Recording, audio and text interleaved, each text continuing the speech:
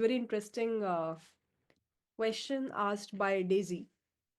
So the question is, while we are waiting, uh, can you please quickly tell your day-to-day job responsibilities as a data scientist position and how you manage the time for full-time job, teaching, personal life, if possible for you? So the thing is, first of all, as your first question, what is the day-to-day job responsibilities as a data scientist? So usually when you're working with the companies, they will provide you a task and you have to deliver the task at the end of the day. So you are working for 8 hours, and you need to devote your time in a way that whatever be the expectations of your manager, of your team members, with respect to the deliverables of your clients. One of the most important thing is the client. If the client is happy with your work, then everything will be fine. So at least if you're working with the consultation based firms, so that is where the clients plays a very important role. And I'm working in that specific company, and the main responsibility of mine is to deliver a task with respect to whatever are their core expectations. Apart from that, I'm leading a team of 5 members, so I have to check that whatever work they are doing, whether that work is on the uh, that work is on the mark or not. If it is not, then it's my responsibility to motivate them or to help them to upskill themselves. So that's the whole idea of at least my job responsibilities. Now, the next question is how I manage. So, the thing is, because I'm working with the people outside India, so when you're working with these kind of companies, you will be having 4 hours approximately as the overlapping time, the time where you will be having the meetings with the clients. And because it's outside India, so usually my meetings happen at night, it's not in the morning. If you are working with Indian based startups or the companies, so there most probably you will find the timing will be from 9 to 5, 9 to 6, right? It's a strict timing based zone. But in my case, I got that kind of flexibility that you have to work 4 hours on your own with respect to whatever time you feel is comfortable for you. That is the main reason, I would say, why I will be able to manage other things. So usually in the morning, in the first half of my part, like before lunch, I usually try to spend 4 hours in which I try to do the deliverables whatever is expected. So initial uh, first 4 hours of my day, I would say I usually try to be more productive and try to deliver whatever be the expectations of my client and the manager. And at night, when I will be done with my day, so there I do have meetings, and I do have the meetings with my team members and my clients, my manager. So meetings part I usually do at night, and the main job where I have to deliver something I do in the morning. So that is how basically I divide my stuff. In between, I got a lot of time in the evening to do my self study, to take the sessions like the way I'm taking up. So that is how it is quite feasible, at least in whatever job I'm working in. And apart from this, we do have weekends, Saturday, Sunday. Sunday usually I don't take more sessions, and I usually take a break. So every week, one day, usually I try to take a break. So that is how I'm managing my personal life as well, where if I really want to hang out, I can do usually preferably on Sunday nowadays. So that is how the schedule varies. So I hope it answers your question, Daisy. So it's just about how you are managing your time. Everything is, you know, we can achieve everything we can do. It's just that we usually don't track our time. I used to track my time a lot, and I usually see that where I am spending my time. And in all my schedule, my time I devote in a more productive things. And also I see that, okay, when I'm starting my day, I'll take the, as I told you, difficult task first, and then at night I'll take the easier task where I have to connect with people, I have to do a meeting and so on. So usually whenever I schedule the meetings also, I schedule at night because that is where I have very low energy, and in the morning I have very high energy. So that is how, if you also try to schedule your day, I think it's quite manageable. Okay. So, perfect. Now I think it's the right time. We should start our discussion further. And I hope that my screen is properly visible to everyone. Can you guys give me the confirmation over here?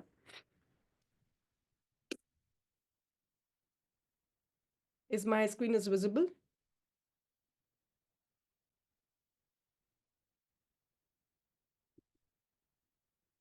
Yes. Okay, perfect. Now, uh, as you all know, the agenda for today's discussion will be at deep learning side. So let's try to invest our time in order to understand about uh, deep learning stuff. Yesterday, I think we have spent a lot of time in understanding the machine learning. So today we will discuss about deep learning.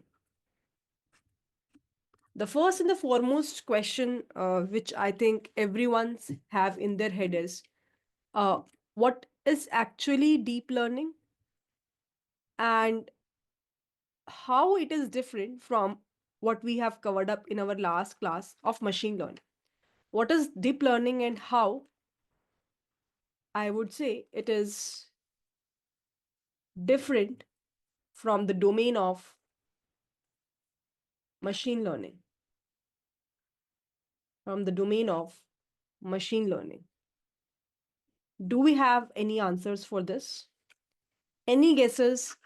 Because I'm considering that you guys already aware about these topics. So anyone who wants to give me the answer, anyone who wants to give me the answer, what is deep learning and how it is different from ML stuff?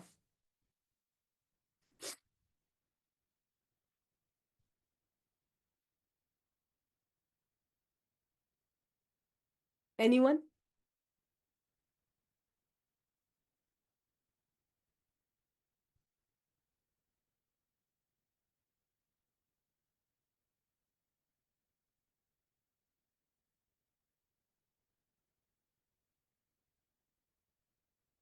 So ML algorithm based, ML numerical models, DL, neural network multi-model. Okay.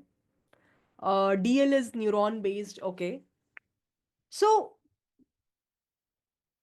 if I'll talk about deep learning, I think you must have seen this specific flow chart where AI is the bigger version, right? Inside AI, we have the end-to-end models available with us, kind of a self-driving car, where internally, if you will be able to observe, multiple models are working. But when you have the end-to-end driven system, which is capable to take the decisions just like the human beings usually take without any human intervention, that is where AI comes into picture. Now we know that inside AI, we have one specific domain as a subset called as ML. Now, yesterday we have spent our time in order to understand about what is actually machine learning. And we have seen that machine learning is built on top of the historical data. So, uh, we usually feed historical data, and it usually gets trained on that specific historical data and will be able to give us the outcome depending upon what kind of problem we are trying to solve, right? Whether it's a classification, it's a regression, it's a supervised, it's a unsupervised, depending upon multiple things, it gives us the answer. But dataset is something which plays a significant role when we talk about machine learning domain. And that's also true that when we talk about ML specific stuff, you will observe that usually it handles uh, numerical data, right? You will observe that all the ML based use cases, maximum number of time, you will be able to observe that we are applying the machine learning algorithms specifically, you know, on numerical data. Maybe if you have ever came across banking based data, right? Banking data or the firms which are working with fintech based companies, till today they are completely using end to end machine learning in their daily job, in their day to day work, right? So this is all about ML. Now, when we talk about DL, the today's focus is on DL. You will observe that deep learning or DL is a further, I would say, subset of machine learning core branch. So it's coming under the machine learning itself, where it widely use the concept of what we called as neural network. It widely use the concept of what we called as neural networks. Now, it actually simulates with the way how human beings usually work, right? So, just like the way we as a people try to learn something, work inside our brain also neurons are there, right? And the way we react, we respond with respect to whatever circumstances we usually have, we try to learn from our mistakes. Similar to that, deep learning architecture will work. So researchers have analyzed that how human beings brain usually work, and they try to copy that specific idea as part of deep learning domain. Now you will be able to observe that with respect to deep learning domain, we usually work with the image based data. Image based data usually. And why is that so? I'll talk about that specific stuff. But that is the core difference and uh, the definition of what we call as deep learning. Is this clear to everyone before we will proceed ahead to the next important question, that why deep learning is so famous nowadays that almost all the companies usually demand, apart from having the ML based skill, the DL based skill as well. Shall we move ahead? Do you have any questions still so far? Give me the confirmation so that I will move ahead. Is this clear till so far? Clear? Everyone? Can I get the confirmation from everyone over here?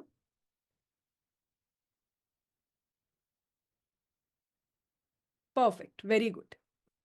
Now, the next question is that why deep learning we are studying, or why we are observing that in the companies there is a lot more demand of this specific domain. What is the core reason behind that? So, any answers? I think you must have seen that in the job availabilities also, whether you are checking the Naukri profile or you are checking the LinkedIn jobs portal, you will be able to observe one thing that uh, usually in the job requirements, apart from having the skill set of machine learning or the knowledge of machine learning, people usually expect that you should have at least the basic core idea about how the deep learning architectures work. So, what is the reason behind that? Why deep learning becoming so famous nowadays? What is the main reason? Anyone having any idea?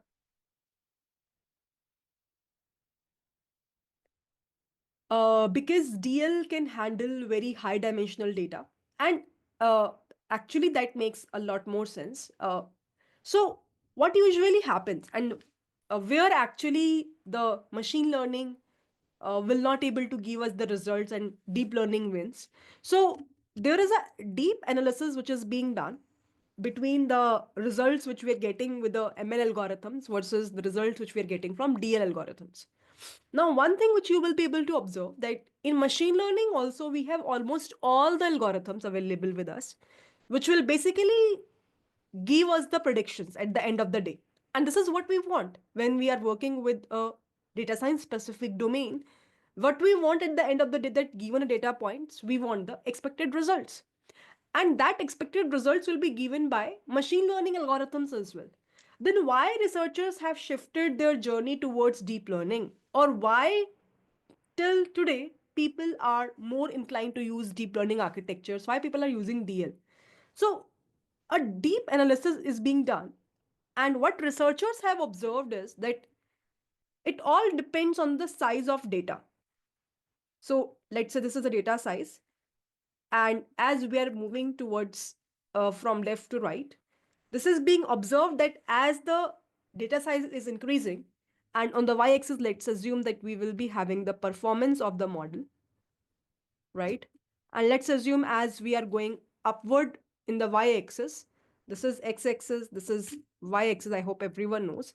This is being observed that as the data size will keep on increasing, uh, performance increases, but after some point of time, it becomes stagnant. It becomes stagnant with respect to the ML based algorithms. So what I'm trying to convey over here, that as your data will become more complex, so when I'm saying it is going towards the right extreme, means as your data size is growing, it is becoming more complex. Somehow ML algorithms won't be able to deliver us the good results, right?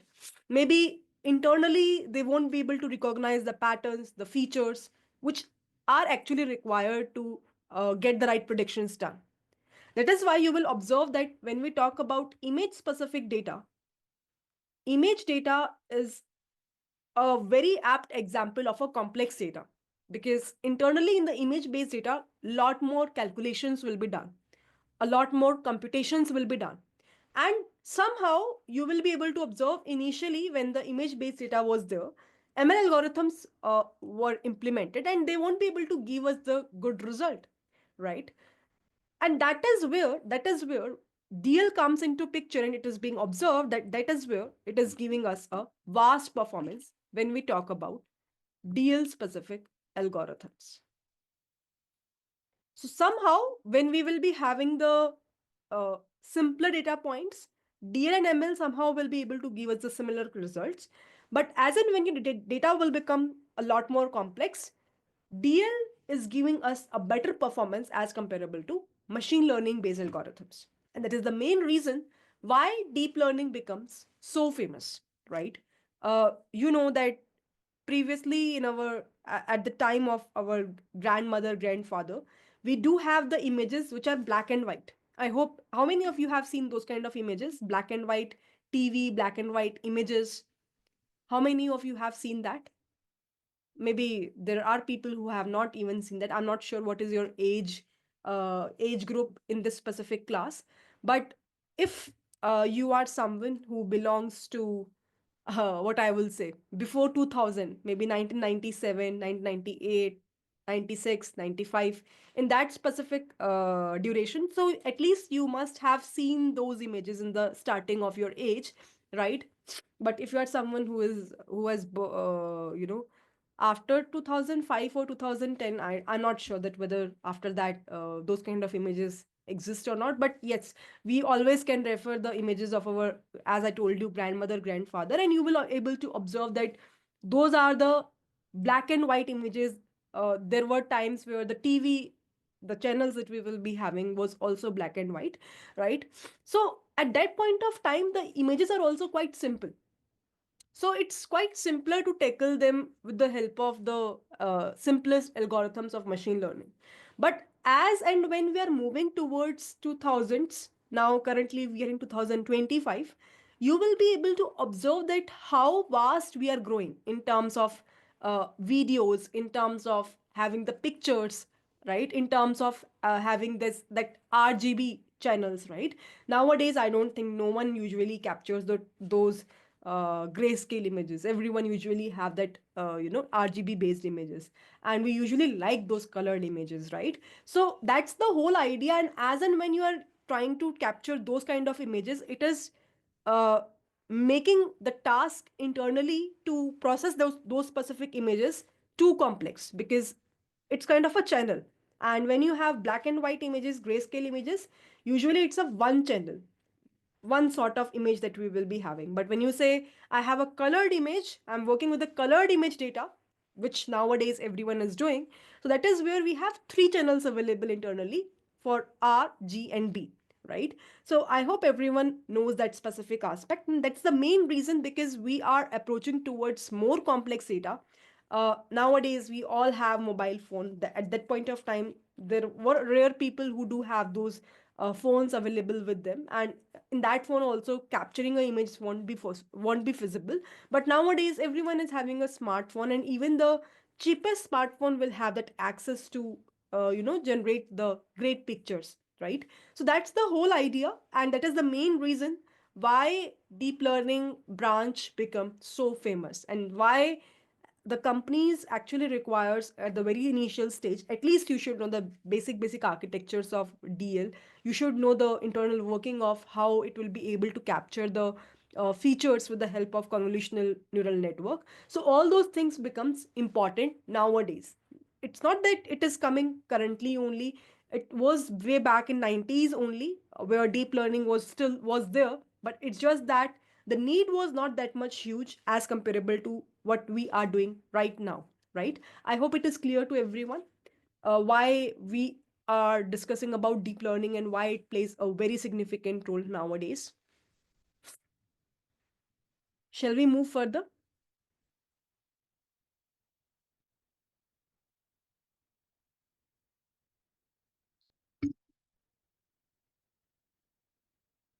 Yes, you can say DL based algorithms are data hungry. More data comes with more accuracy. But I would say this line is not completely apt. It all depends on which specific use case you are solving and what actual data is required. I think in our yesterday's class, we have talked about the concept of overfitting. So if you are feeding a lot more data, uh, to any specific model, whether it's a ML model or a DL based model, and it actually doesn't require that specific amount of data. So, accordingly, your performance starts deteriorating. So, you always have to make sure that the data providing part should be in an optimal manner. It's kind of, let's say today I am teaching you guys deep learning, and it's just a 2 hours of session. Now, if let's say I am very greedy person and I really want you to teach everything with respect to deep learning. I don't even care that whether the students will be able to understand my points or not. And I will just throw the jargons in front of you just for the sake that, hey, I have taught you. Now it's your responsibility whether you get it or not. So that is the number one point. But will the performance of you guys in terms of learning will be increasing? Is the accuracy in terms of getting the concepts will be good? Is my way of teaching will be good? Will you appreciate that? So you will definitely say that no, right? Maybe you can teach us smaller portion, but teach in a way that we will be able to understand your stuff, whatever you want to teach. It means that what you are saying, our data should not be overfitted. So this is where you guys are also data hungry. You guys also want me to teach multiple things, but at the same time what you want to ensure the accuracy is that the data which you're teaching should be in such a way that it should not be overfitted in front of us. I hope you're getting my point. So same thing we always have to make sure with respect to the modeling part also, with respect to whatever models you are training. So that is a very important thing, and that is where I think multiple models usually gets failed because of the issue of overfitting, and that is where people are still struggling, right? I hope it answers your question, Mohit. So shall we move ahead now to our next journey? So this is overall idea about the basics of deep learning, how it is different from ML specific stuff, right? So in the next part of our discussion, we will discuss about neural networks, because just now I have told you that this complete deep learning will be built on the concepts of neural networks.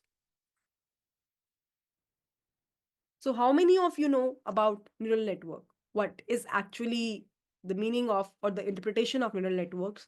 How it works, and what is the core idea of learning? When we say deep learning, what is the core idea of learning uh, with respect to any given model in this specific domain? Anyone having any idea? Any guesses?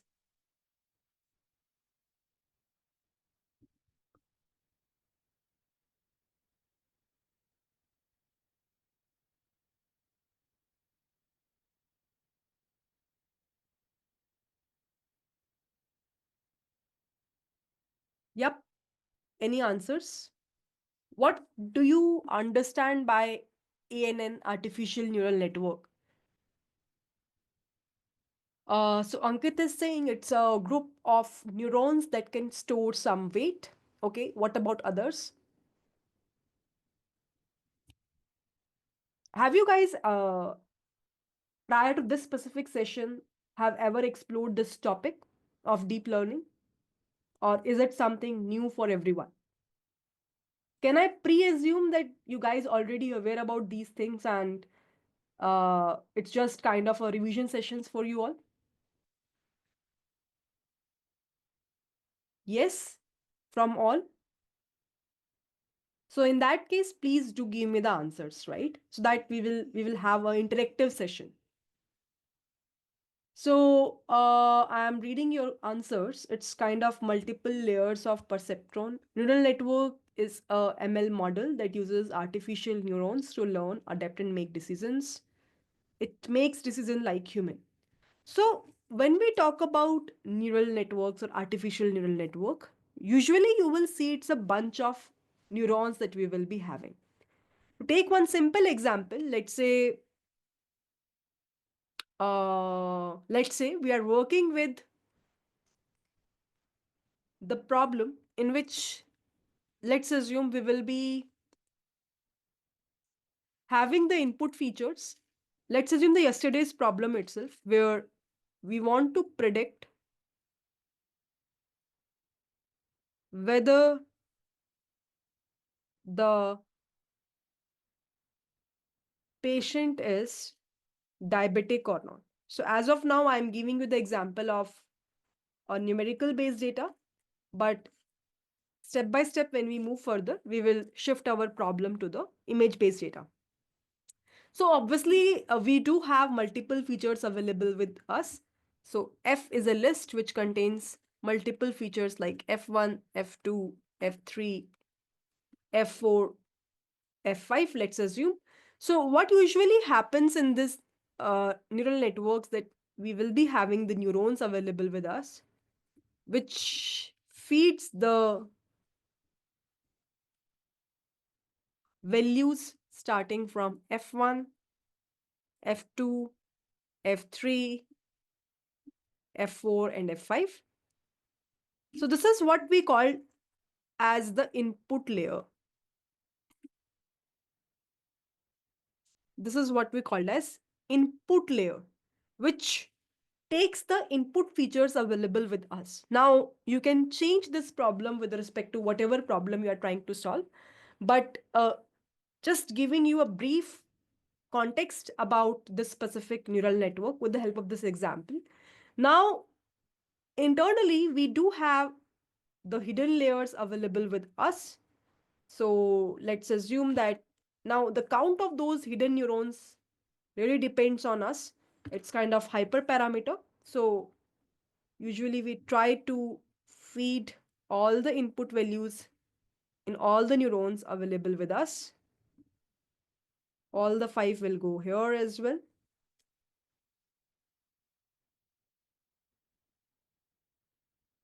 And all the five will go here as well. And let's say at the end of the day, we will be having the output value, which we called as output neuron. So this is the output layer. And this is something which we called as the hidden layer, right?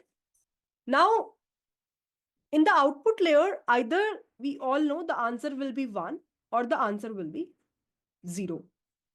I hope, oops, what happened? I hope everyone will agree with me that here the answer will be either 1 or the answer will be 0. 1 means that a patient is diabetic, 0 means that the patient is not diabetic, right? Now, usually what happens whenever you are saying that I'm training any deep learning model, I'm training any artificial neural network. So, what is the internal interpretation for the same? Let's try to have the understanding of that specific part. So, let's say here we will be having hidden layer H1, H2, and H3. Here is the output value. So, usually we will be having the weights available with us. We will be having the weights available with us.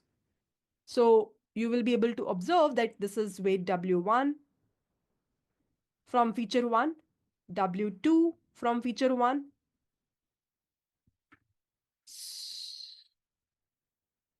yeah, W2 from feature 1, W3 from feature 1, W4 from feature 1, W5 from feature 1. So what usually happens, there is a concept of what we call as, anyone who can guess to me, uh, what are the two concepts that usually plays a significant role in the neural network? Feed forward and feed forward and back propagation. Layers are not weight. Layers meaning that this specific part, the neurons, where you're providing the input value. So this is what we call as input layer. Layer means that those five values where the input is going on, those neurons, cumulative together, we're talking it as a input layer. Then the second layer, we're calling these neurons, hidden layer, the three values. Then the third one, we are calling it as output layer at the very end. I hope it is clear to everyone, right? Now, what is happening when you're shifting your journey from left extreme to the right extreme, right? Where the features are going, inside that we have lot many weights available with us. And then the value of H1 will be evaluated, which is nothing but the value of HI will be nothing but summation of the value of F of I, W of, um, I would say, XI, where I belongs to 1 till the value of n, the number of features that we will be having. So what is happening is it will try to do the multiplication of f1 w11 plus f2 w21. So what I'm saying over here is that the value of h1 will become f1 w11 plus f2 w21 plus f3 w31, f4 w41, f5 w51. So in this way, we will be able to get the response from the hidden layer 1, right? Similarly, we get the response from hidden layer 2 and hidden layer 3. So this is the core idea with respect to what we called as feed forward propagation, right? Then we have a concept of what we called as backward propagation. What will happen in backward propagation? So let's assume that you will be able to get the value of H1, value of H2, value of H3. Then you will try to evaluate the value of O, which is again containing the weights W1, W2, W3. So O will be H1, W1 plus H2, W2 plus H3, W3. What usually happens is at the output layer, because it's a classification problem, and you might get a very huge value, right? So you will do the scaling of those values in such a way that you will get either the answer as 0 at the end of the day or 1. Maybe you will say that if my value is more than 0.5 at the output layer, I will call it as 1. If my value is less than equal to zero point 0.5, I will call that value as 0, right?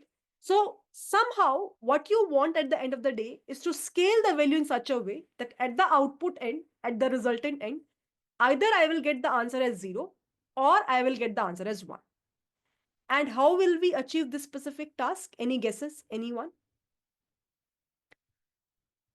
How will we achieve that specific task? Any guesses? Anyone? So how we will scale our values uh, at the very end layer? No, it's not about optimizing weight and bias that we will do in the further part. But the question is, for example, let's say at the output O part, you will be able to get some value. Now, you want the answer in the form of 0 or 1 because that's a classification problem. So, everyone is saying that we will apply the sigmoid function. That's true. We will apply the sigmoid function because uh, that will help us to bring that values in the form of 0 and 1. It's a probabilistic based function, on top of which, so we will get the probability of 1 and 0, and accordingly it will try to check that whether the threshold is more than 0.5 or not. But what is the sigmoid function is all about? This is what we called as, in the deep learning space, this is what we called as, can I say, activation function. This is what we called as activation function. So what is the meaning of activation function? Basically, at any point of time, if you want to normalize the values, normalize the values, and wants to bring the known linearity in your model, that is where the activation functions plays a significant role. It's kind of what we have understood in the machine learning space as the concept of scaling.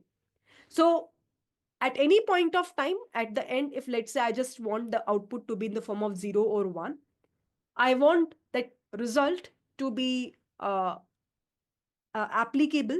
I don't want any other value. So I just have to scale those values. I want to apply the sigmoid function, which is nothing but is an activation function. Now let's assume that you are getting the output by this neural network layer as, let's say, 0.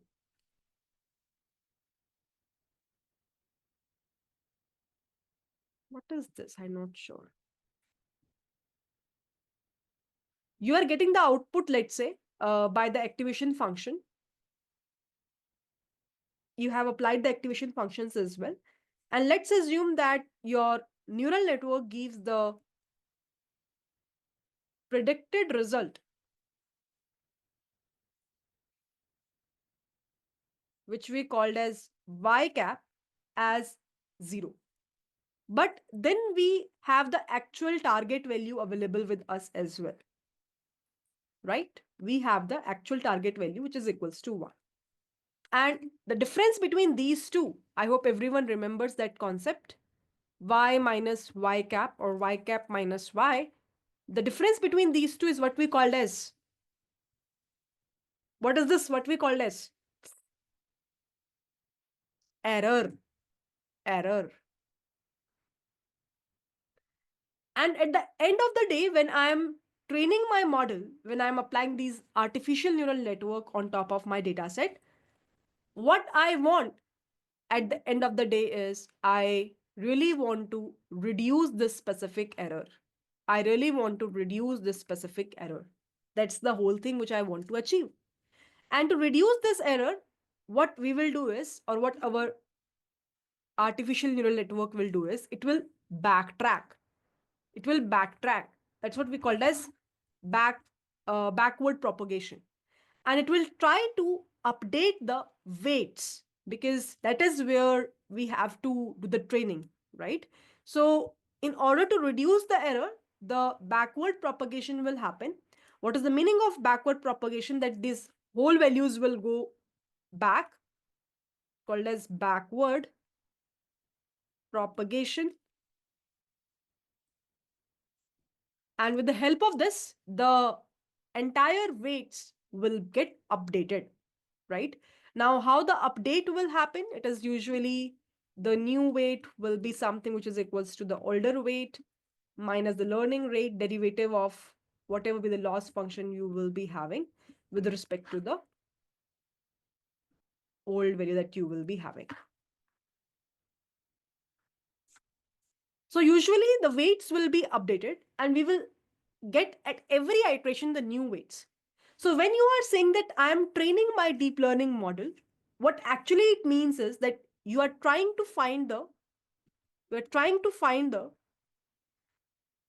most optimal, or I would say the best values of the weights in the neural network. That's the whole idea. Is this clear to everyone? what I'm trying to convey over here? Any doubts over here till so far? Anyone? So, with this discussion, everyone should be aware about what is the meaning of feed forward propagation in ANN, what is the meaning of backward propagation, what is the meaning of activation functions and why it is required.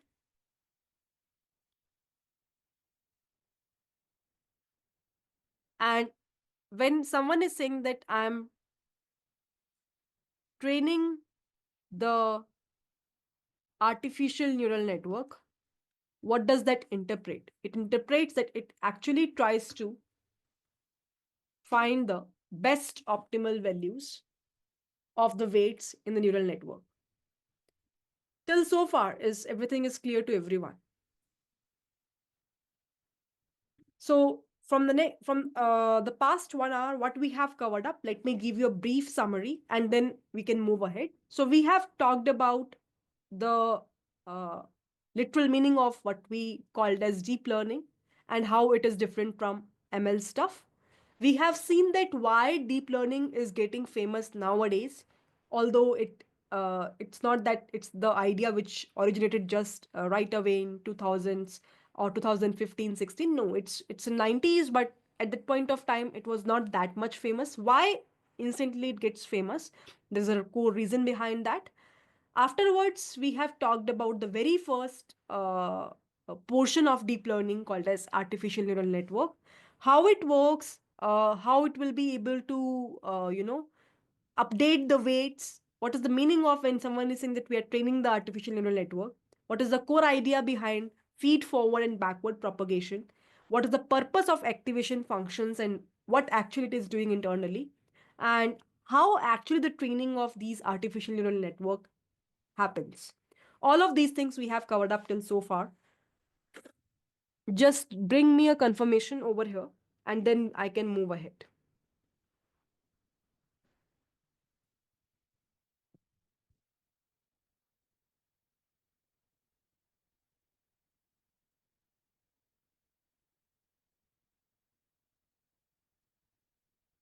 I hope that the session is not boring.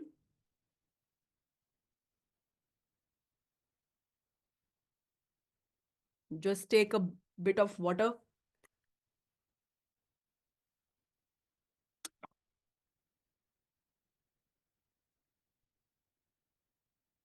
and then maybe we can move further. Right? Now, there's a lot more discussion we can do apart from what we have discussed. But I think it's a good time that let's do a bit of implementation as well so that you will enjoy the complete end-to-end class. Right? So for that, um, let me showcase you first of all a TensorFlow playground to have a bit of understanding about whatever things we have covered up. And then we can go ahead with the Google Colab and work around with respect to whatever points we have covered up theoretically. So here you can see, let me just share with you the specific playground in the chat window. If you really want to open up and check this out, you can. So it's a very interesting playground, and whenever I used to teach deep learning to the learners, I usually prefer to showcase them with respect to this specific playground from past few years, because that actually, because as a human being, we also learn from visualization a lot as comparable to, I'll teach on the writing pad. Whatever points I'll say, you won't be able to get this much better understanding uh, as comparable to what I'll showcase you over here in the playground part. So here you can see that, let's say which specific dataset you want to use. I am working on a very simple problem and it's a classification problem. So you can clearly see that we have two separate classes over here. One belongs to orange data points category and other belongs to blue data points category. Now you can entertain as many features as you want, but for now, just for the illustration purpose, I'm taking only two input features available with us, x1 and x2, right? And internally, you can add as many neurons. Anyone who can just let me know what is this layer called as, where I have five neurons available? Anyone who can just let me know what is this layer called as, where I have five neurons available? Hidden layer, right? So here I can add as many number of neurons, but for now let me just take five neurons, and as an output let me take only single output. So you can see over here, this is the output from one neuron. Hover to see it. So you can see, just like the way I have tried to create a multiple values which are passing to all the neurons, similar to that it is available over here as well. And at the very end we will be having this one neuron which is giving us the output. Now one thing which no one asked from me, so let me ask from you all. I have talked about weights, right? And I have told you that as and when the error will be there, it will go back, apply the backward propagation, and will be able to update the weights. My question is, what do you think? How the initial weights will be designed? So initially, in this specific case, if I'm hovering, I'm getting the weight, for example, negative of 0.44, negative of 0.43, negative of 0.42, right? Sorry, 0.11. So how these weights are coming up? This is my question to you all. Because no one asked me that, okay, you're talking about that the weights will be updated.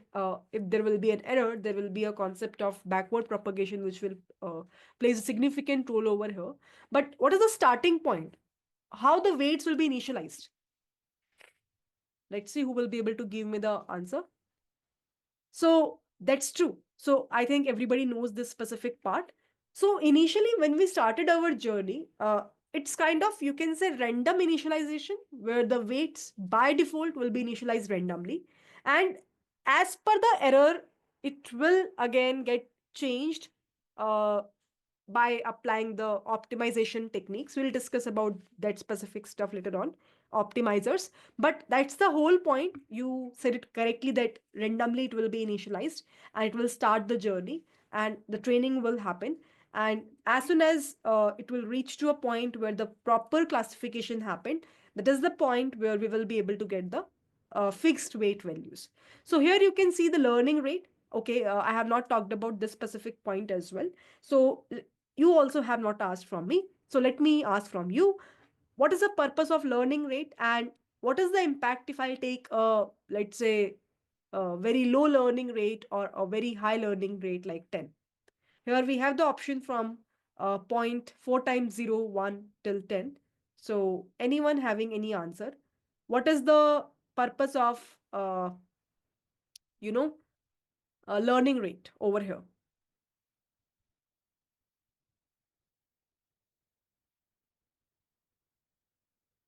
Learning rate affects the rate of change of weights. That's true. That's true. So my question is that, if let's say I will take a very low value of learning rate, or if I'll take the very high value of learning rate, how will it impact my overall learning?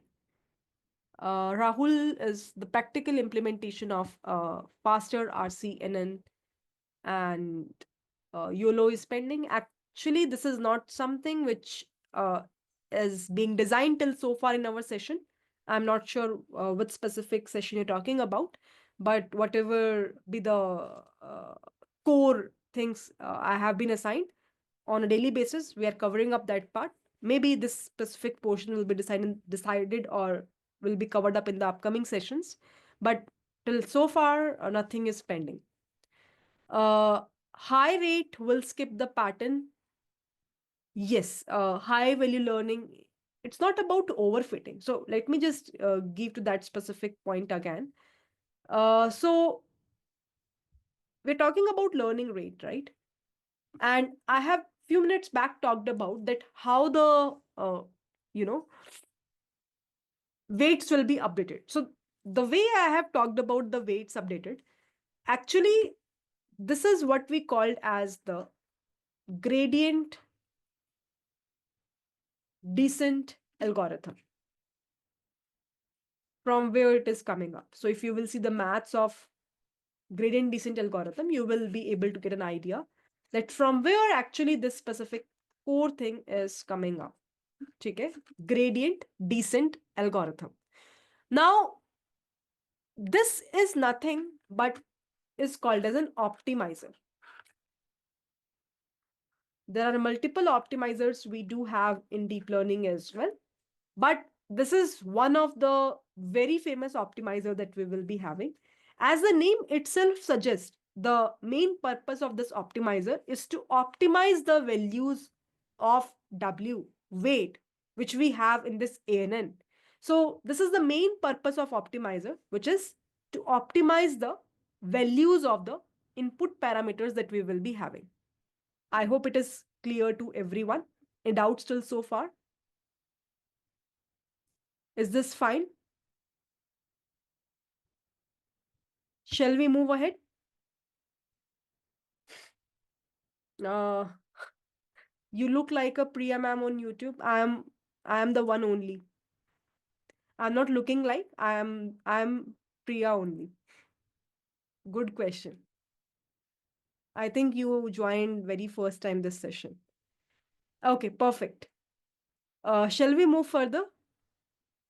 Yes, I'm Priya Bhatia. That's true. Shall we move further? Perfect. So now let's go back to the main discussion where we were talking about the learning rate. Now, why I have talked about this optimizer? Usually, when we will be having this kind of a curve, this is a learning curve, right? Gradient descent optimizer, how it works, it actually starts from here, where what we are saying is that the error is quite huge, right? Error is quite huge. Now, because the weights were initially randomly assigned, so it makes sense as well that we will be having a very huge error. When I'm saying huge error, I hope you're getting my point, that the difference between the actual and the predicted value is very high, right? That is why the error is quite huge. Now, we all know that backward propagation will happen, the weights will be updated, and at every iteration, when we are doing a training, what we want at the end of the day is that somehow it will go to the below, below, below, below. And what we want is to reach to a point where the error is minimum. And obviously, this is the point where actually your training will get stopped, right? This is the actual purpose of optimizers, is to optimize a value. And when I'm saying that this is the point where error is minimum, this is the point where whatever weights we will be able to get, those are the most optimal weights. Now, this is a very widely asked interview question about the learning rate, which I was asking from you. So, the main purpose of learning rate is to help you to reach this minima point. By the way, what is this curve is called as? Is this any idea what is this curve is called as? Before I'll give you the guesses or the uh, not it's a bell curve. No, I'm not looking for that. How many of you know about the concept of convex curve? Have you ever heard of that? If yes, can you just give me a brief about this? What is the meaning of that? Is this a convex curve or not?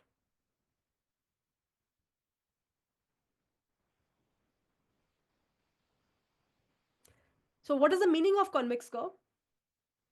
How many of you know about that?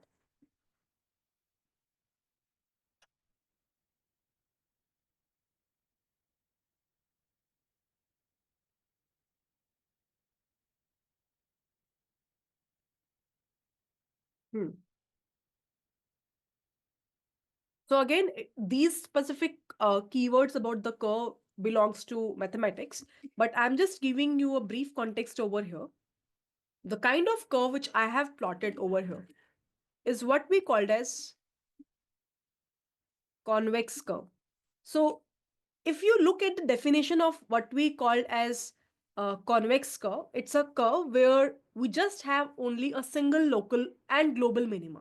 So what is the meaning of local and global minima? Maybe we can have this kind of curve as well, right? So in this specific curve, you will be able to observe we have a lot many local minimas feasible. Maybe this point, this point, this point, this point, this point. But globally, overall, there will be one global minima, right? Maybe this is the point, or this is the point, whatever you feel is the lower one. But this is not something which we called as a convex curve. Convex curve is the one which is, for example, this specific curve where we just have a single local and global minima available with us. And this gradient descent example which we are discussing over here, we are always always be having the kind of equation which we have discussed with respect to the weight update follows this specific curve where we just have a single minima value, and that is where the error will be minimum, and that is what we have to reach at the end of the day when we are training our model.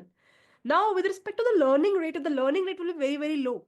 So what is happening, we are multiplying that smaller value with this term of derivative.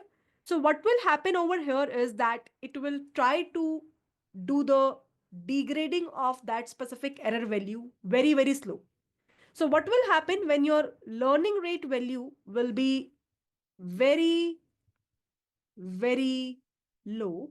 So in that case, the training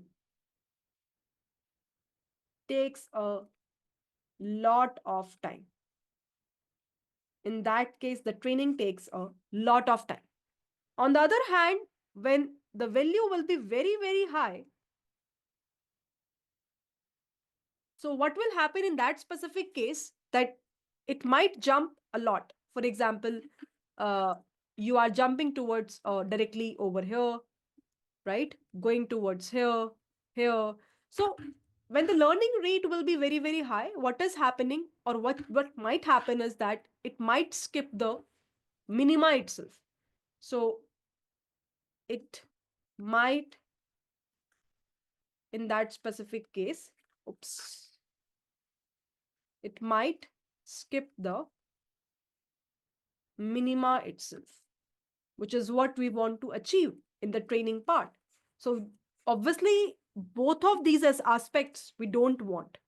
So that is where it's very very important to have the best value of this hyperparameter eta, the learning rate.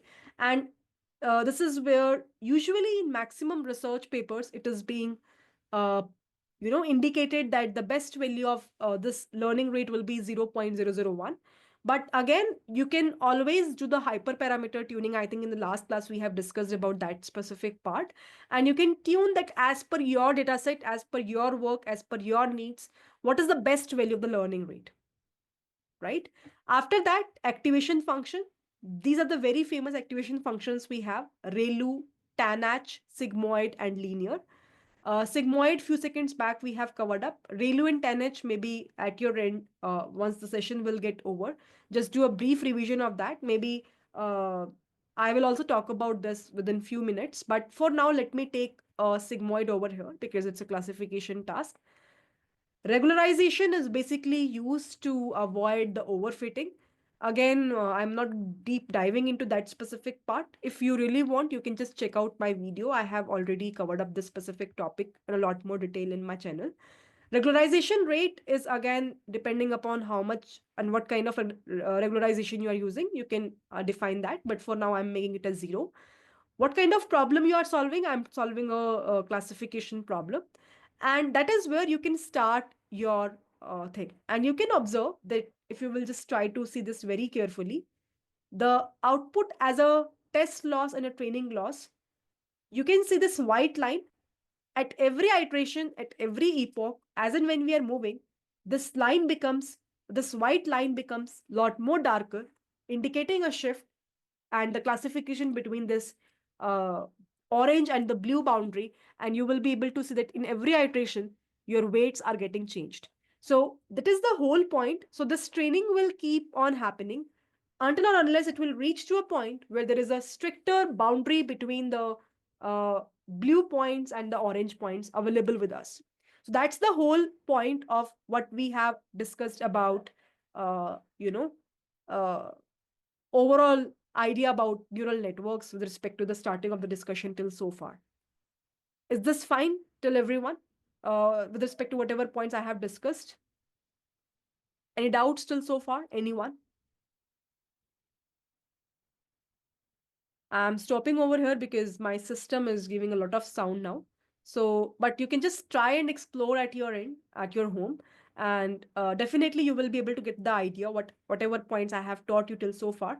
Similarly, we can have multiple type of data sets and multiple problems available over here, and you can try to explore with respect to each and every problem how many number of neurons kind of equations we can apply over here as a feature and the output values over here in the TensorFlow playground and just play with these specific numbers. So far, so good. Any doubts till so far anyone is having? Just give me the confirmation so that I can move ahead. No doubts? Shall we move further? Dropout affect the training. Maybe I'll talk about this specific thing further in the upcoming part, but dropout layers specifically be helpful to avoid the overfitting. So definitely it will definitely affect the training. No doubts, clear. Very good, very good, very good. So let's move ahead then in that case. And let's talk about the implementation for the same. Uh, let's open the Google Colab and let's open a new notebook over here. Just get ready with me and we can start.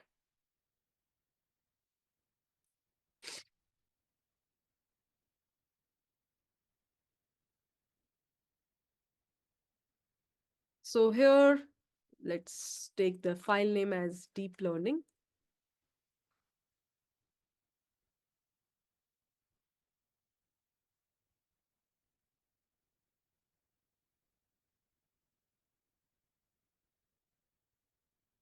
Just give me the confirmation once you are ready with the file, and then maybe we can proceed ahead.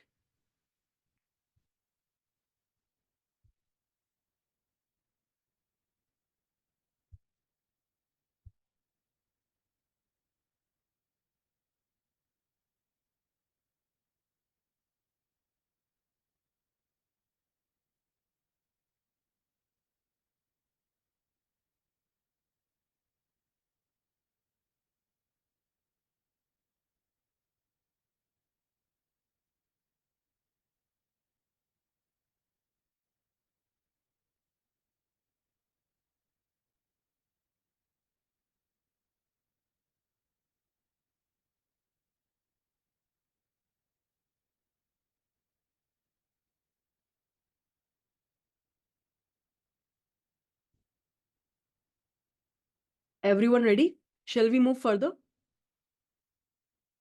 That's true, Rahul.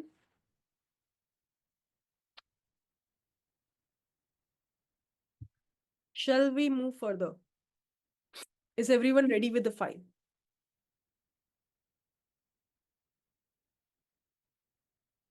So for now, we will do a very basic implementation of whatever points we have covered up, and then maybe we will step by step move ahead to the further advanced implementation. So let's move ahead over here and let's try to talk about something called as the basic, I would say, neural network architecture implementation.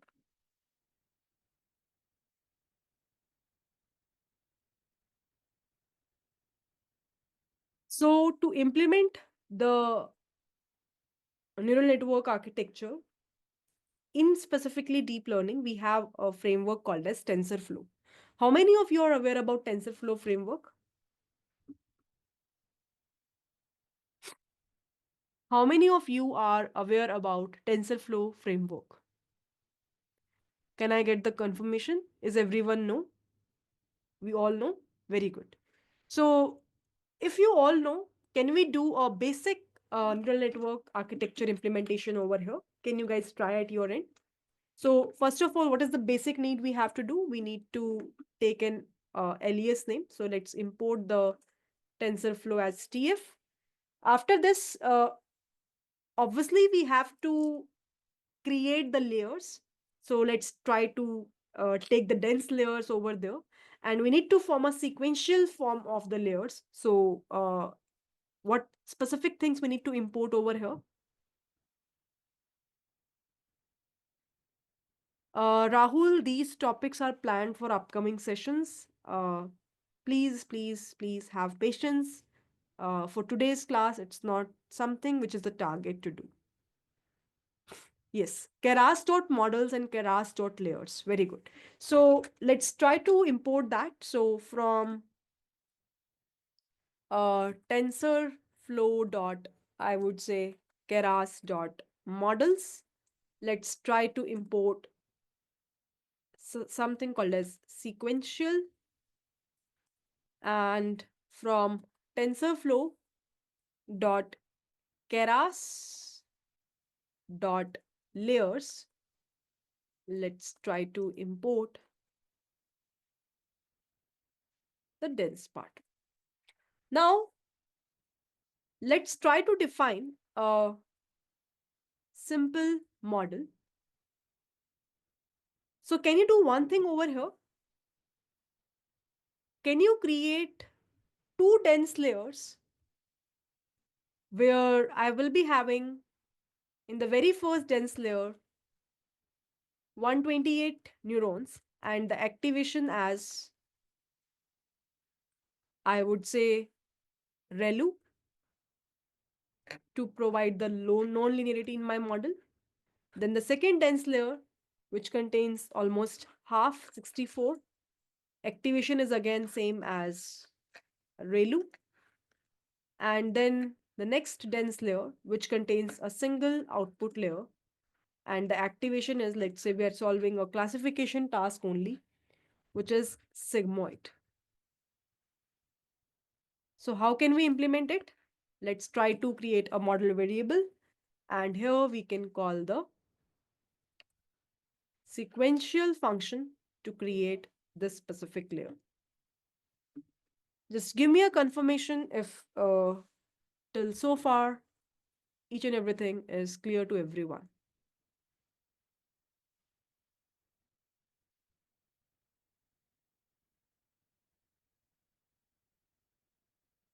Yep. Can I get the confirmation, everyone? Done? What is the last step once we define the model? What we supposed to do now?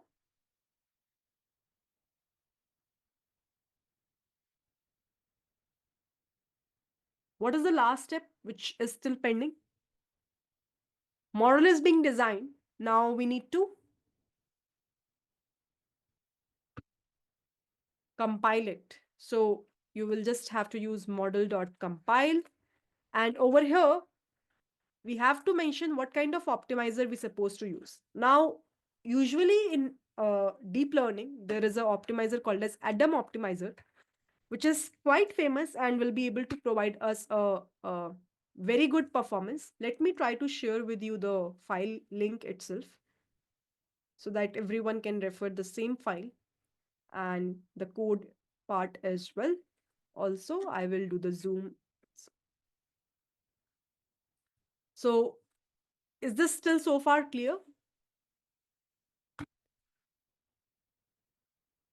So what is the loss function we supposed to use? So loss is again binary cross entropy. Again, these words, how many of you know all these words, whatever I'm using over here? Loss function, optimizer, to just now I have explained what is the meaning of optimizer. What is the meaning of loss function? And let's say metrics, I'm going with accuracy. I think accuracy also everyone knows after having a great discussion with respect to yesterday's class. What is the meaning of loss? Anyone who can just give me the idea? Now it will take some time to connect the file with your RAM, and after that it will run.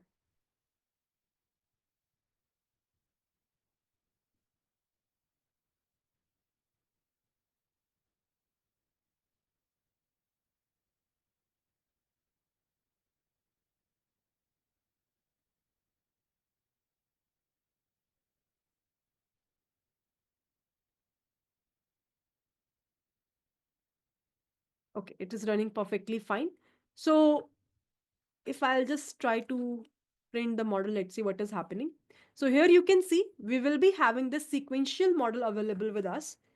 Now, what we have done internally over here, and what is the literal meaning of this specific aspect where we are trying to create three specific layers, and what is this activation function as Relu is doing? Let's try to understand it step by step. But before that, anyone who can just confirm to me what is the meaning of loss? So many people are saying this is an error to calculate the error in actual and predicted value. This is true.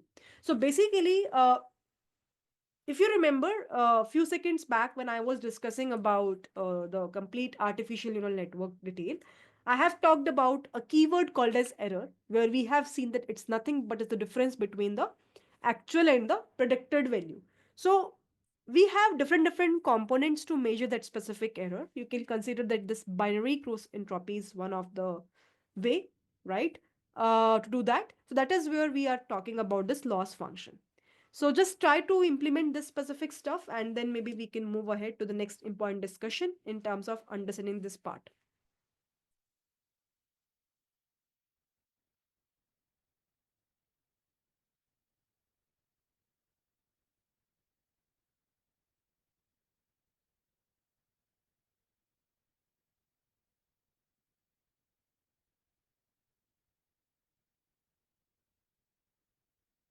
right? So shall we move ahead? Let's try to have that deeper understanding of, first of all, what is this all about, and then I will move ahead with this summary part. Let's not focus over here right away. So anyone who can just let me know the literal meaning of what we are doing in this specific code. So this is the main code of our architecture, right? This is the main part, I would say. So anyone who can just let me know what actually this code is doing. You can also, do we have the option to unmute? I'm not sure. Maybe I can try. But anyone who can just let me know or who can define that what actually this code is doing. Let's try. If anyone is interested. Yep, anyone who can just tell me what actually this code is doing.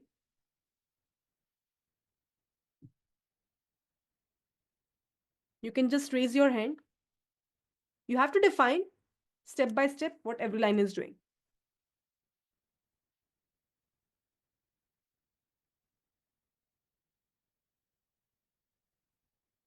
So Jyoti is saying we are building a model with input features of 10, okay, one hidden layer, okay, and one output layer.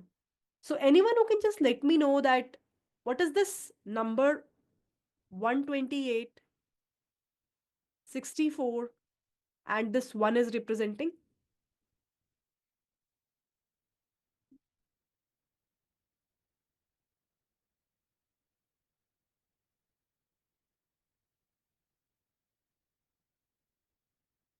Can I say all these numbers are the number of neurons that we will be having? So what is happening over here? We are starting our journey where we will be having the input value as 10 as the input shape. Then it is going towards 128 neurons that is available with us, followed by 64, and then at the very end as an output, we will just have a single one neuron, which is giving us the final answer as a classification problem as 0 or 1. That is the main reason you will be able to observe that we are having the in the summary four dense layers available with us. The output shape, it will be 128, then 64, and then 1. Is this clear to everyone? Yes or no? Is this fine?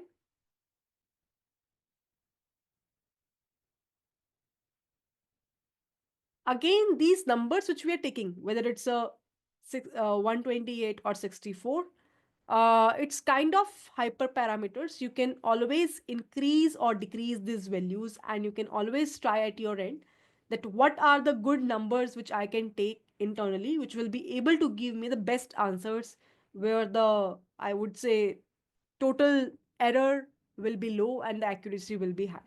As of now, I am taking random numbers over here, almost half of the numbers in the previous layer. So that is why I have taken 128, then 64, and then 1. Make sense to everyone? Shall we move further?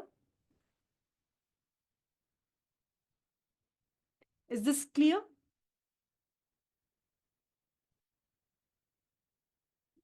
Shall we move to the next important point? Everyone, can I get the confirmation?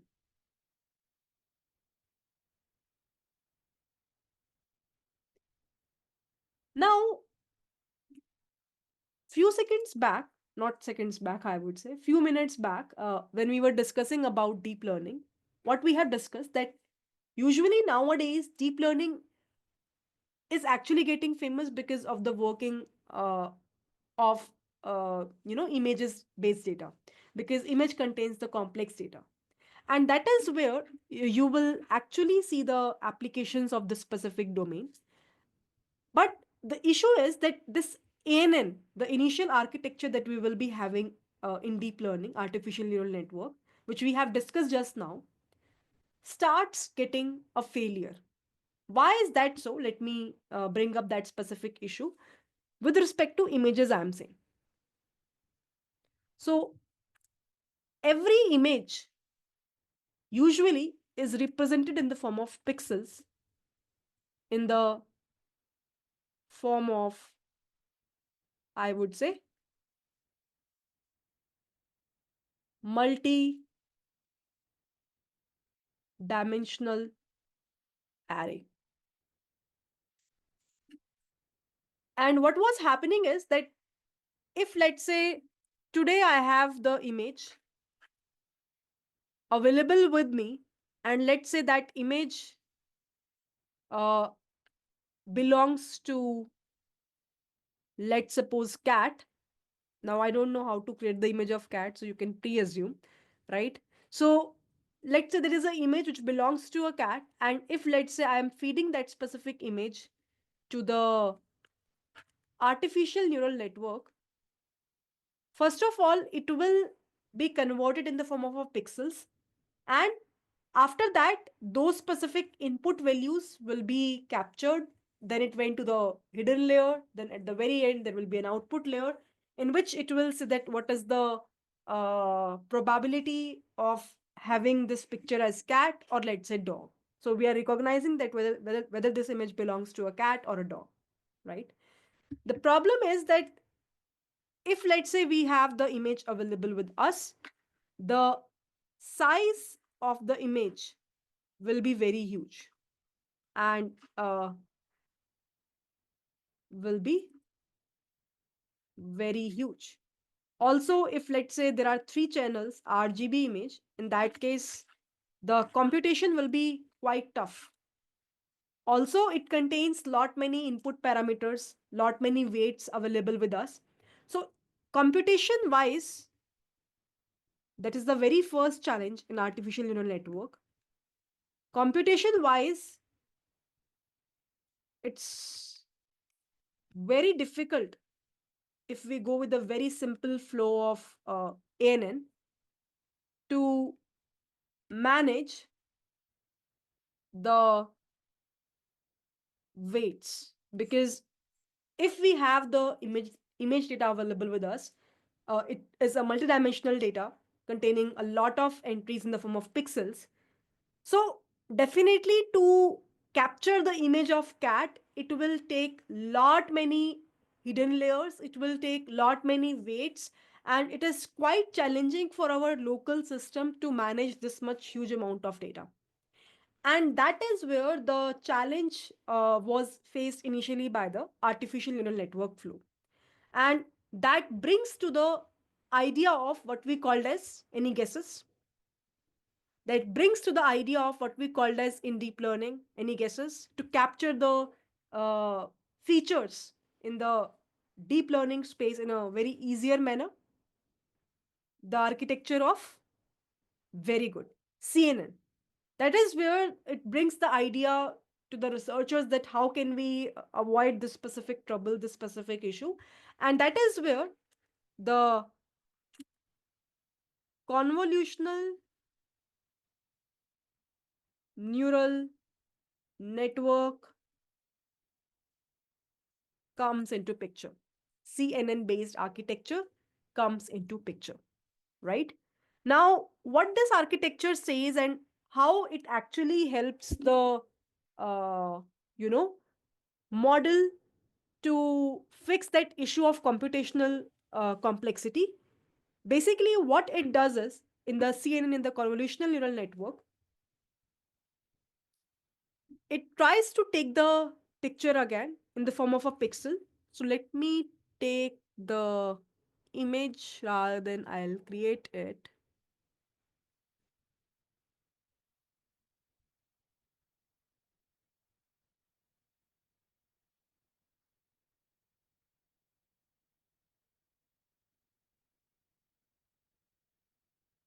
So let's assume that we will be having the input image available with us. And if you will be able to observe, it is 0, 1, 2, 3, 4, 5, 6, 0, 1, 2, 3, 4. So here you can see that this is a kind of a picture actually we will be having, which we have converted in the form of a pixels. Now, consider it as a grayscale image. So we do have two different varieties of images. One is a grayscale, another one is RGB. Usually the range of pixel values for RGB image varies from 0 to 255.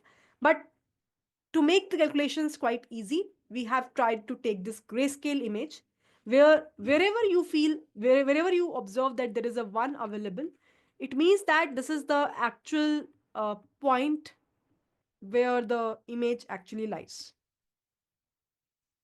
All right, something like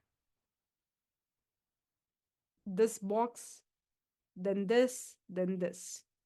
Maybe there is a 9 written over here, which we can clearly observe over here. So what I'm saying over here is, let's assume that we have the number 9. So 9 is written like this. Here, then here, then here. Something like this. So you can clearly observe if I'm saying grayscale image.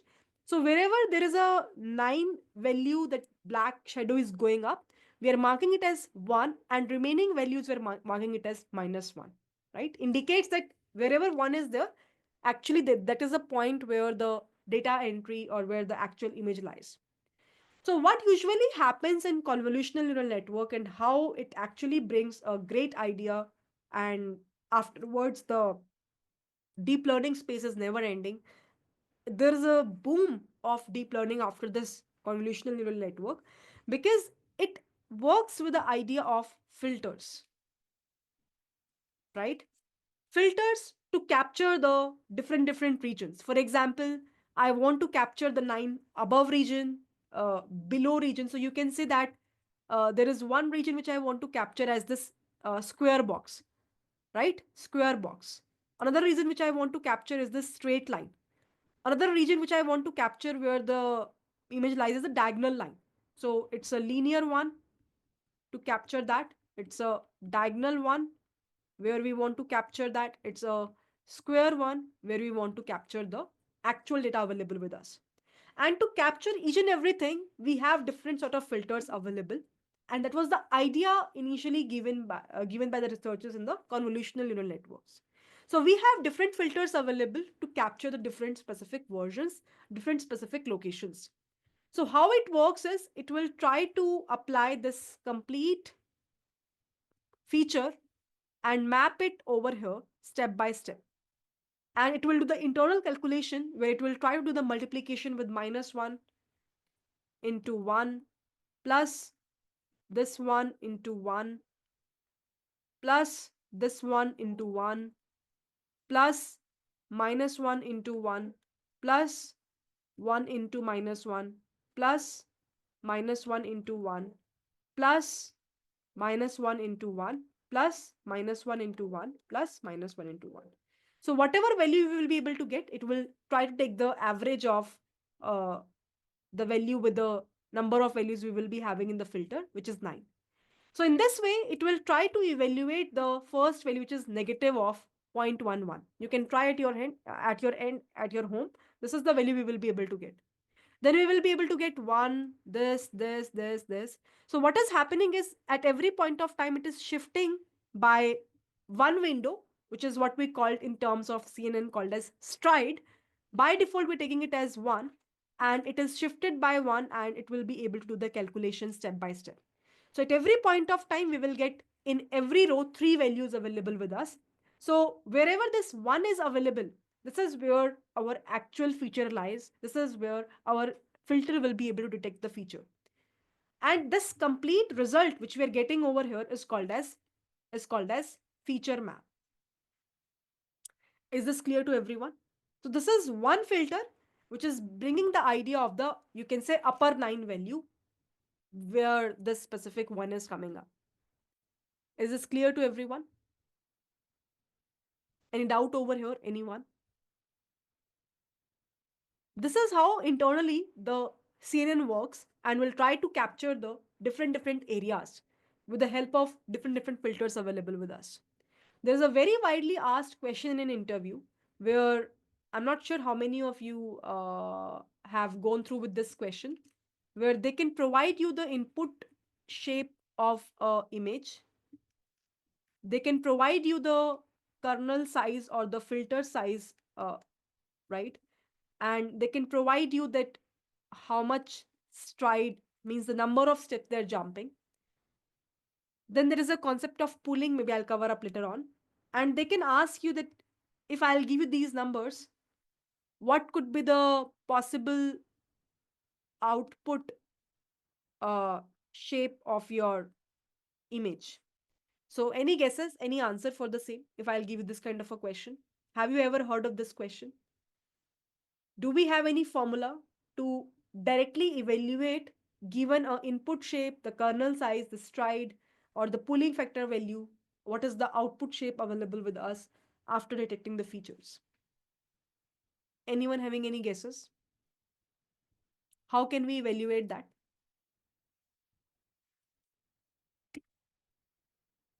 Have you ever heard of this question in an interviews?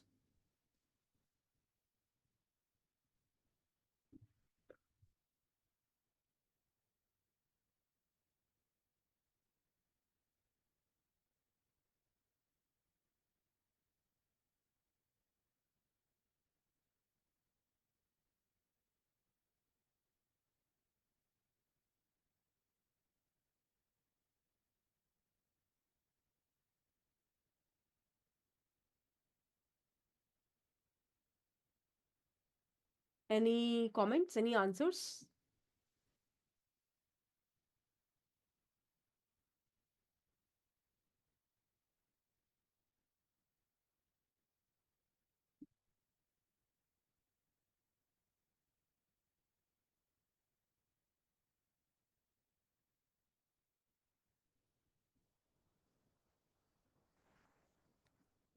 Let me take one simple example.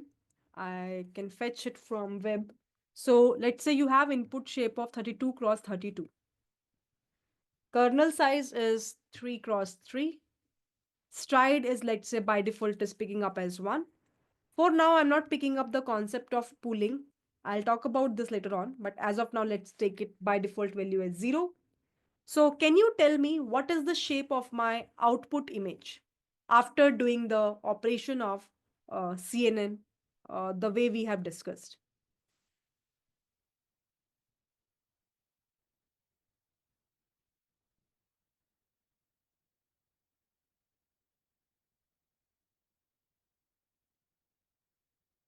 So, few people are saying it's 29 cross 29. What about others?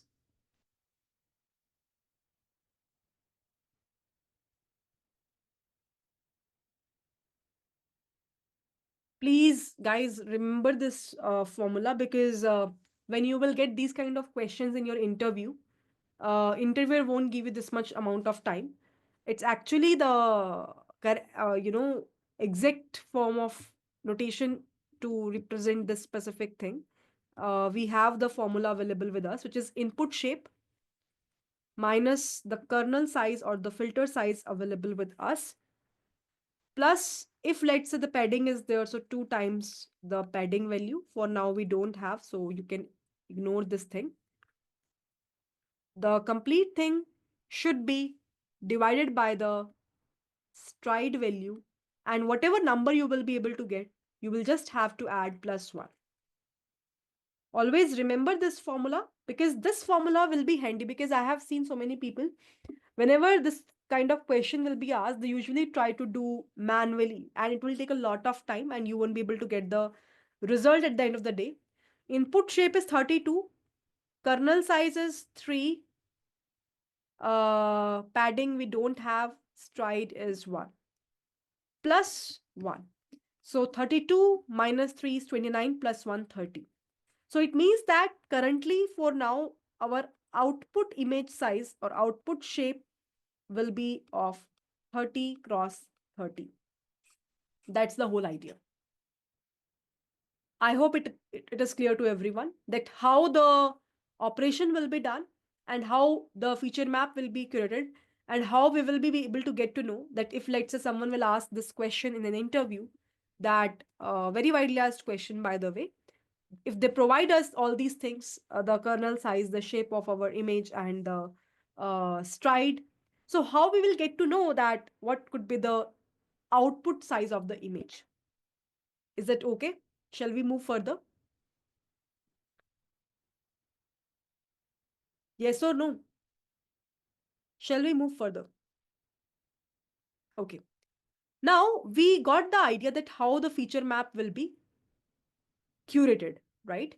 Now, what usually happens here, you can see which the topic which I was talking about with respect to 3, right? Sorry, 9. So we got the answer as 1, and I told you when you get the answer as 1, it is kind of detecting your uh, pattern. So you can see that 9 is being designed in such a way where we have the upper, we have the straight, then we have the diagonal. Few seconds back I told you, right? This is how the structure of 9 seems like. Even when I draw it, I imagine that structure. So you can see that it, when you provide the different filters to detect that value, internally how the model is detecting the feature. So you can see this is the feature map for the upper layer of 9, loopy pattern detector. Vertical line, this is where we are getting the 1, and this is the diagonal line which I had showcased you while explaining this specific concept, and we are getting the 1. So it means that wherever 1 is there, we have a different filters at the very first thing to detect every pattern. And this is what happened when we are working with the projects as well. We do have multiple filters available to detect each and every specific point, each and every pattern. And wherever you will or your model will be able to observe in the feature map that 1 is there, it means that it will be able to recognize that this is where the actual important thing lies in my whole point, right? That's the whole idea with respect to the detecting part. So this is very important, and the core idea about how the detection will happen in the convolutional neural network, right? For example, here, let's say I have an image of this monkey, and I want to detect that the specific eye where it lies. So you can see that what it will do. First of all, it will convert the specific image in the form of pixels. Now, when we're talking about eyes detection, So intentionally, we will pick up the filter or the kernel which specifically is responsible to detect the eyes. And internally, what will happen in your somehow feature map, you will be able to get two ones available, which is representing that these are the uh, eyes available in the picture. So this is how basically the complete convolutional neural network internals will work. Is that clear to everyone? Is it clear to everyone? Any doubt till so far anyone is having? Now, this is the very first journey where the detection of the features will happen. And once our model or our filter will be able to detect these specific features, they will pass this specific part in the flattening layer. Again, what is the meaning of flattening layer? It will flatten the complete entire matrix values. Uh, and then again, they will pass this inside the neural network in the hidden layer and the output layer to detect that whether it is a cat, dog, monkey, whatever be the animals we are dealing with. So second part is exactly the same, where the final probability will come, whether it's a cat or a dog or all those things. So when we talk about CNN, there are two components. First component where CNN plays a significant role is the detection part of the specific features depending upon the filter values. And second part where exactly the neural network comes into picture. So whatever be the final output image we will be able to get, we will try to flatten that specific image and use that specific image to get the final output that whether this image belongs to which specific category, right? So this is the overall idea. But now you will ask me the same question that where have we optimized the performance? You have talked about NN and you told us that the problem was the computation. Here also we are dealing with somehow similar kind of image, right? If let's say you are having 32 cross 32 input image, anyhow the output we are getting is belonging to 30 cross 30. It's not that something very huge difference you have made over here, because of which we will be happy that okay, now our dimensions gets reduced very easily. And that is where we have the concept of something called as max pooling, average pooling comes into picture. So how this concept will work, I don't remember whether I have taken the exact image for this specific concept or not, but let me just recheck. Otherwise I'll showcase you with the example.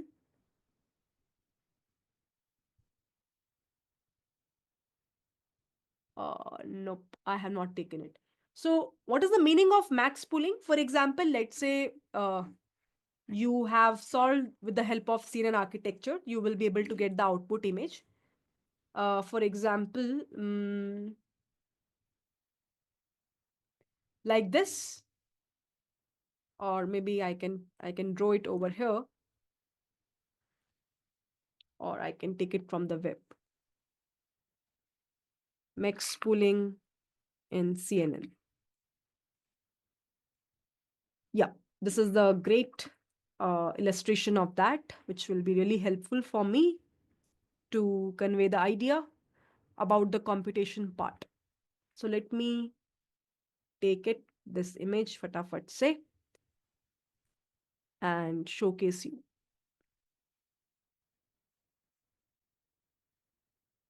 So can you see over here? And I hope you can guess it very clearly. So let's assume that as an output, I'm getting this specific image, but I want to reduce the size of the output image so that at the end of the day, I will be able to reduce down the computational part happening internally in my system, right? We have to focus on that specific part as well. So what this max pool will do, it will take the 4 cross 2 cross 2 dimension. It will try to pick the maximum value because it indicates that maximum feature lie over here with this specific value. Again, it will take the yellow region, take the maximum value, take the violet region, take the maximum value, green region, maximum value. And this is how basically we can reduce the dimensions, and dimensions gets reduced, and now we can directly do the flattening of this specific part, which is just 2 cross 2 rather than working on the entire, I would say, 4 cross 4 output image. And this is how beautifully we will be able to reduce the dimensions as well. And computationally also the things will get reduced, my system will get less burden, but at the same time I will be able to capture the features and the pictures available. And that is how the deep learning CNN architectures will work internally.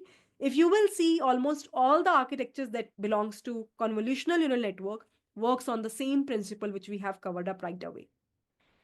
Confirm to me, is this clear to everyone or not?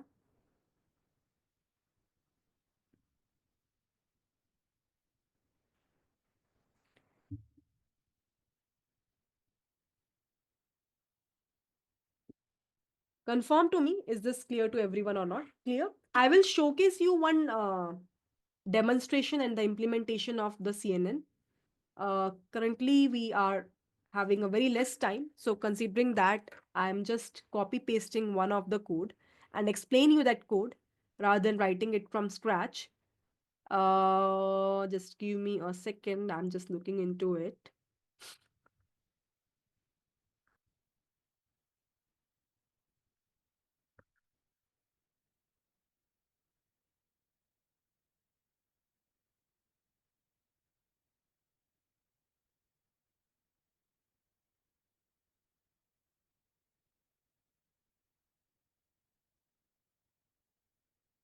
So I hope my screen is visible.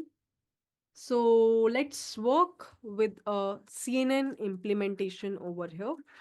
And let's try to understand that how internally the system will be designed for the convolutional neural network. So here you can see that I'm using the similar kind of the layers over here. The only difference is here I am taking the open source data called as MNIST. I hope everyone knows it's a very famous open source data available for us to visualize the numbers, the integer values, right, of the images that is available with us. Here we have sequential, convolutional 2D, max pooling, flatten, dense. I think everyone knows now what is the meaning of all these keywords. So what we are doing, we are loading this MNIST data and splitting our data into two components, training and testing. Afterwards, we are trying to reshape the data into 28 cross 28 cross 1 structure and normalizing our values by dividing 255. Once we will be able to get the values available with us in the form of pixels of X-train and X-test, this is where we are trying to build the convolutional neural network. So what is happening over here? We are using con2D as the function to apply that convolutional neural network. What does this 32 indicates? Anyone having any idea? What does this number 32 indicates? Anyone having any idea? Let me share this code with everyone in the chat as well. So what does this 32 indicates? Anyone having any idea? 3, 2.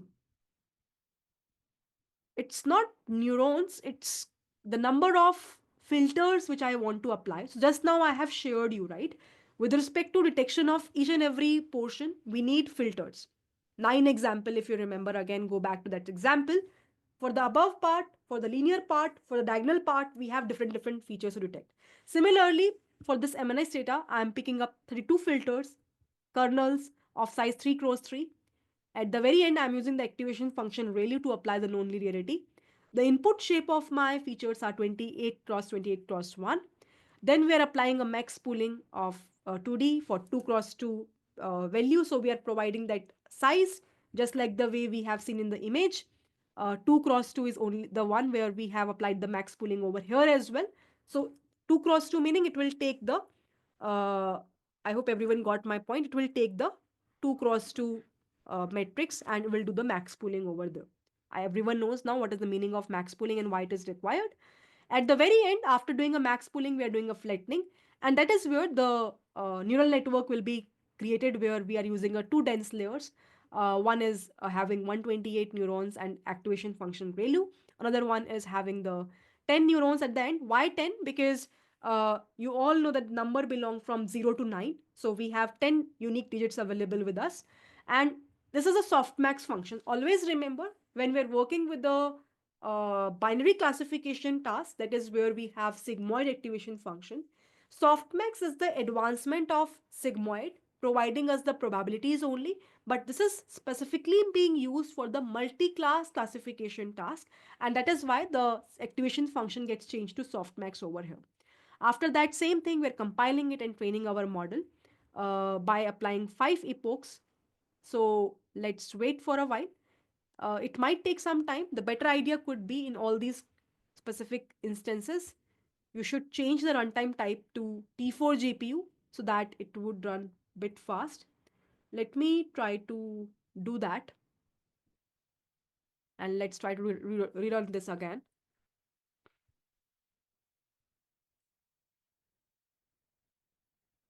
So the task for today's class is, you just have to let me know what is the difference between GPUs versus a normal system CPU. Okay, maybe in the next class we'll discuss this point. But you will be able to observe, once this epochs will get over, we can see the summary of our data. Now it's a bit faster as comparable to what we are getting in the previous part. As soon as you will change the runtime type to GPU, it will be bit faster. So the thing is, I have a meeting exactly at 9 p.m. IST, so I cannot extend today's class. Uh, so just waiting for this specific part to get over. And that's the overall discussion about whatever points we have covered up today. Maybe in the next specific session, we will talk about NLP stuff, in which we will talk about the architecture of transformers, the architecture of RNN, right? And GPTs, for example, Chat GPT and the models like Cloud, which we will see nowadays. Maybe we'll discuss all those points in the upcoming part. If you will see the summary of the specific data, you can see that what is the input size, the output size, and a flattening layer, how it is coming up as 5408. You can just multiply these numbers, and then dense layer having 128, and then the last layer which contains 10 as the output layer, right? So that's the overall idea about the today's session, where we have talked about a bit of deep learning stuff and what are the different topics which can be very widely asked in interviews. Saving the notes and the code file